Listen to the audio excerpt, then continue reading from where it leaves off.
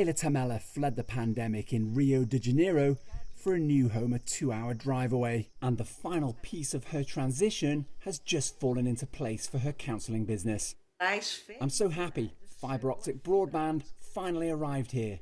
Leila's experience has been mirrored around the world, changing, perhaps forever, where we live and work, providing there's a decent internet connection. We are transforming the idea of being geographically available. But the speeds needed to support remote working remain out of reach for millions, and nowhere less so than in the United States. But the White House wants to change that.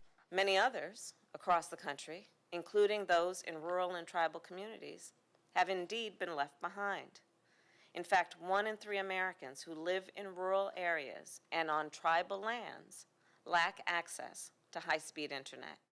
And it's not just rural areas that have been left behind. Brownsville in Texas was named as the worst connected city in 2018 by the National Digital Inclusion Alliance. 47% of households there have no broadband.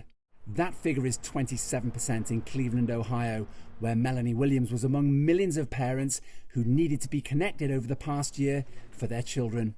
I needed it for all of their schools. I needed it for Zoom meetings. Melanie now pays nothing for broadband thanks to funding from her children's school and a local non-profit working to improve internet access.